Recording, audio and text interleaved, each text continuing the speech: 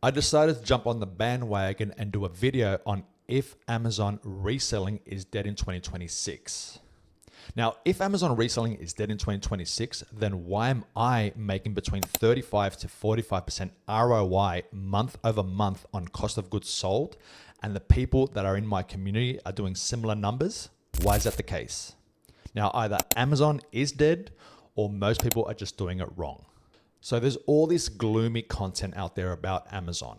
So the narrative is this, that bigger brands are coming in, agencies are taking over, small sellers are getting squeezed. There's all this negative information out there. Scott Needham, the founder of SmartScout, for example, just recently released a video which cited a Market Pulse article which showed that fewer Amazon sellers joined in 2025 and the bigger sellers just got bigger and bigger.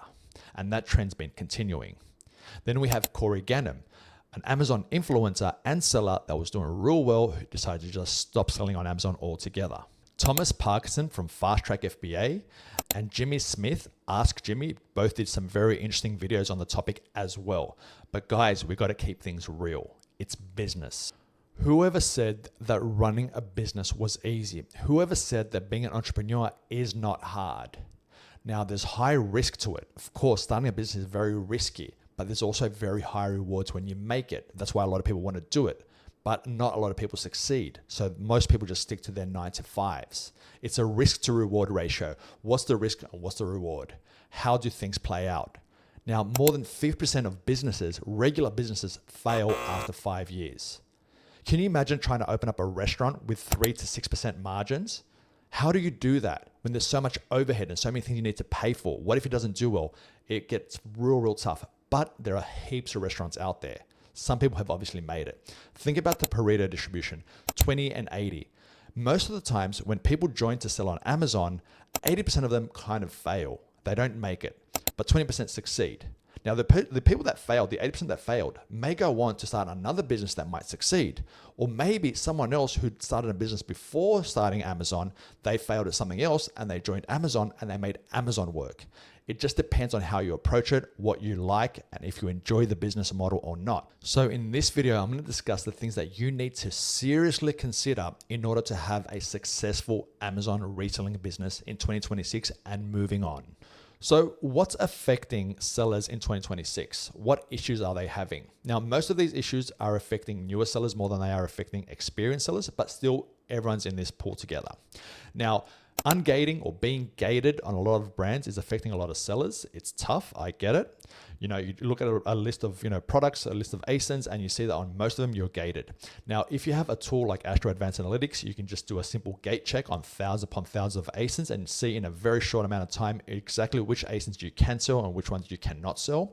Now, my advice in this overall is to just sell what you can, even if the margins are slim. That will open up your account, it will improve your account health rating, and then soon, after a couple months of selling in high volume, the stuff which has small margin, soon Amazon's catalog will open up significantly. The more you sell, the more things that open up and you can actually are available for you to sell. So keep that in mind, that the more you sell, the more things get ungated. Now, another one that scares a lot of new sellers are the Section 3 verification checks. You're selling a few ASINs, you just started selling, and all of a sudden you get a Section 3 notification that your account might become deactivated all of a sudden out of nowhere. They single out a few ASINs and they say, hey, we need to have an interview. We need to have these documents. Show us this, and this. It might scare a lot of new sellers.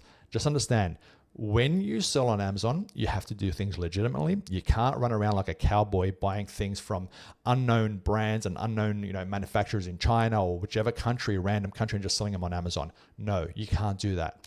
If you're buying from a wholesaler or a supplier and they're verified that they're the authorized distributor of the brand, then you're okay. All your paperwork will match and you're okay. Make sure you have a proper business setup, everything's set up correctly, and you'll pass your verification check. Now, another issue is people say that they cannot find good suppliers, or so they say. The problem is everyone keeps running the same types of searches, looking at the same suppliers, and they get rejected by the same suppliers, or they go and open up an account with a supplier that already has hundreds of other Amazon sellers, and all these Amazon sellers are looking at the same products and they're competing and racing to the bottom on their pricing. No, that's not what you want. You got to think outside the box when it comes to finding suppliers. You got to find the rare suppliers. Check out one of my videos. I'm going to link it below on finding suppliers. It's real out of the box methods. There's around 15 or 20 different methods that you can use to find suppliers. Check out that video. And lastly, it's brand direct. I'm going to go over it later in the video and why it's not all it's cracked up to be. Now, where is the real opportunity when selling on Amazon? When I first started selling on Amazon over 8 years ago, I was told to target the top 50,000 sellers of each category. So the ones with a 50,000 BSR and less. Now, let's assume there are 10 or let's say 15 viable categories to sell on Amazon. That's 50,000 times 15 categories. That's around 750,000 products. Now, that seems like a lot, but it's actually not that much. When you consider how many sellers are out there, and a lot of the sellers that are swinging around millions upon millions of dollars every month buying goods, and they buy the goods at the price that they want, they can undercut to oblivion. They can just keep undercutting and still make a profit. They can still make their money while all the other sellers are left, hanging and trying to make rural slim margins and sometimes taking a loss. Now, that's one of the issues. Now, if you think about it differently, what about the products that are from 50,000 BSR all the way up to, let's say, 650,000 BSR? That's 600,000 products, potential products in each category. Now, 600,000 times 15, what's that? That's a big number. That's 9 million. 9 million potential products. Now, here's the deal. You might think that those products don't sell, but you might be wrong. If you use the right tools to analyze these products, for example, Astro Advanced Analytics, which shows you very accurately how much some of the slower sellers actually sell, you might find an ASIN, for example, with 400,000 BSR and it sells 25 units a month. Now, other tools won't really say this in much accuracy, but Astro does. Now, if you find that ASIN, you can see that it actually sells not bad. And another thing you got to consider, if an ASIN is a multi-pack, like a 12-pack, for example, when it tells you it sells 25 units a month, you're not actually selling 25 a month. You're selling 25 times 12. That's 300 units. You're selling 300 units a month. You also got to consider it that way as well, because you're buying 300 units to sell 25 12-packs. That's the way you have to consider it, especially when you're selling multi-packs. Now, another thing, when there's fewer sellers on these ASINs, you tend to have a lot more profit on even the multi-packs and a lot of other units.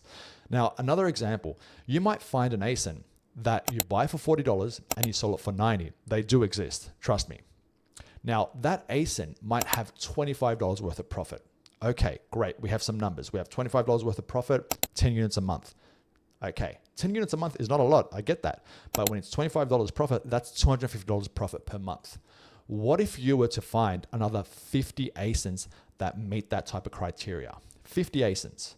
I'm talking about 9 million potential products in 15 categories, 600,000 per category, 9 million potential products that might meet that criteria. What if you just found 50 of them with $250 profit each ASIN? That's $7,500 profit that you can potentially make from these slower moving ASINs. What if you went hard and instead of just getting 50, you went for 500, for 1,000? Again, there are 9 million here. So there's so many products that can meet this criteria, but everyone keeps focusing on the fast sellers and on the race to the bottom, or these fast sellers. Making money, you got to make money in the gaps. That's where the future and the opportunity lies, in the gaps. In the description, I'm going to leave a link to a video where I show some ASINs that I found that make over 500% ROI. Go ahead and check that out to see how that works. Now, let's talk about suppliers and finding them. Everyone keeps looking at the same suppliers. It's a huge issue. Everyone Googles and finds the same supplier. There are so many suppliers that out there that just fall through the cracks and you just don't see them. I remember one of the people from my community saying that there's only around 2 to maybe 5 good suppliers in every single state. BS. There are hundreds of good suppliers in every single state. There are probably tens of thousands of suppliers out there in general. Now, if you know how to look, if you use out-of-the-box methods, you'll find heaps of suppliers. Just target any state in the US. Just look at it on the map, on the Google Maps, and type in wholesalers and just keep zooming in. You'll keep finding more and more suppliers out there. Now, one of them, most of them might be duds, but one of them might be a gem. You got to really work hard at finding suppliers. There are heaps of them out there. Brand direct. Now, brand direct can work really, really well. but not always. There are a few things that can kind of hurt you. Now, one of the things is brands can just sell to other sellers as well. You go brand direct, but they still sell it to the wholesalers, and the wholesalers sell it to other Amazon sellers. So that kind of defeats the whole brand direct narrative, unless you get the products at a real good price. But also understand that when you're going brand direct, there are a lot of agencies in the game who are professionals at creating traffic and building up traffic towards these brands.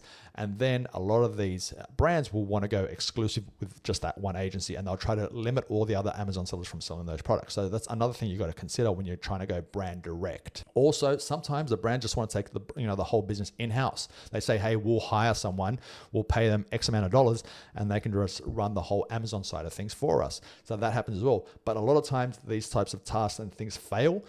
They don't work out well, and they end up just going back to the wholesalers. So it happens often, and I see it happening more and more these days. A lot of sellers these days give up because they expect overnight success, where just a proper cycle might take a month and a half to 2.5 months for your money to go in and then the profit to come back. Some people just give up after 3 to 6 months. Some people might blame the platform. Some people would just run over to the next shiny object. That's all understandable. Just understand that Amazon doesn't always fail you. Sometimes you just fail to become a good enough seller. In order to be successful in 2026, there are a few vital things that you need to understand as an Amazon reseller. Now, one of the most important things is throughput. Now, what do I mean by throughput?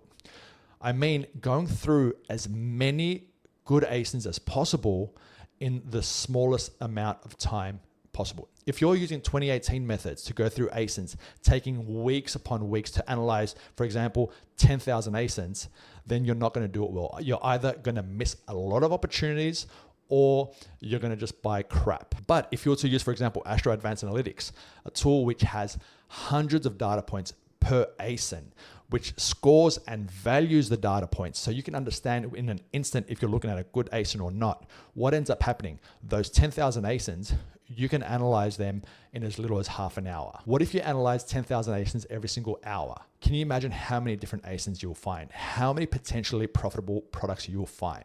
For example, in my case, my VAs analyze the ASINs and I just decided which ones I'm going to buy. So every day I see lists of hundreds of ASINs that I could be potentially buying. I see lists, they're ready. They say they give their recommendation for me. Buy 12 of these, buy 200 of these, buy 24 of these. And I just say yes or no. Let's buy that. Let's not buy that. In an instant, my throughput has been maximized. That's why I'm making 35 to 45% month over month ROI on cost of goods sold. That's why it's happening. And I'm averaging these numbers. I'm not exactly disagreeing. Amazon has become harder in certain respects. Gating, Section 3s, and a lot of these other things that I mentioned earlier. But if you use the right tools, follow the right strategies, and have the right mindset, I think it's the best business possible that you can find.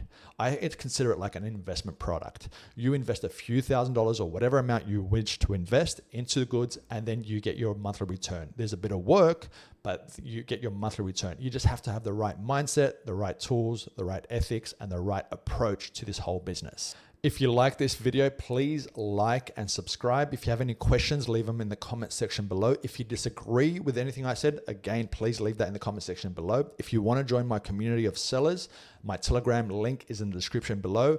And thank you again for watching this video up until now, and I'll see you guys in the next one. Bye-bye.